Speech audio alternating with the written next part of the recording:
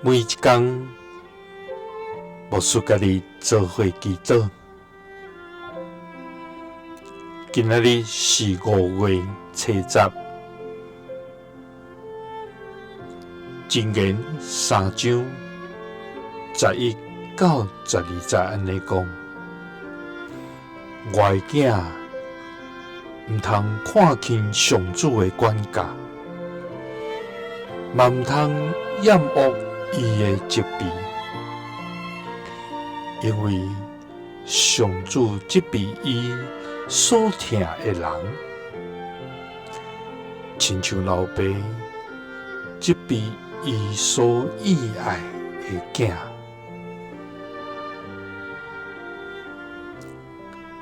三甲来祈祷，爱愿无看轻你的管教，嘛无厌恶你的责备的天父，愿感谢你，主啊，愿敬拜你，尊重你，称颂你，永远圣洁、公义、慈爱、甲信实。主啊，你是创造天地万物的上帝，你是引带阮生命道路的牧者，你的智慧远过阮的智慧，你的意念远过阮的意念，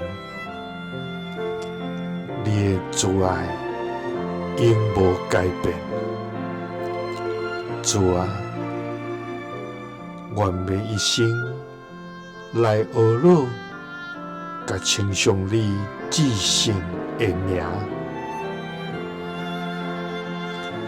主啊，愿常常骄傲，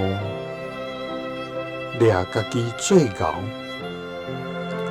无愿意接受责备，也无愿意承认家己的软弱。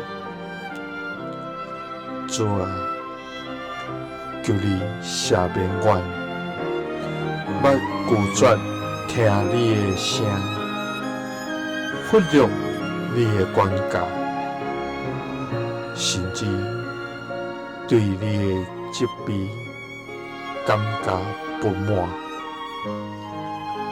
主啊，求你使阮柔软受教的心，互阮伫每一摆受提醒的时，免被你亲像老爸对阮的疼。祈祷是奉主耶稣基督的圣名，阿们。耶稣听你，赐你平安。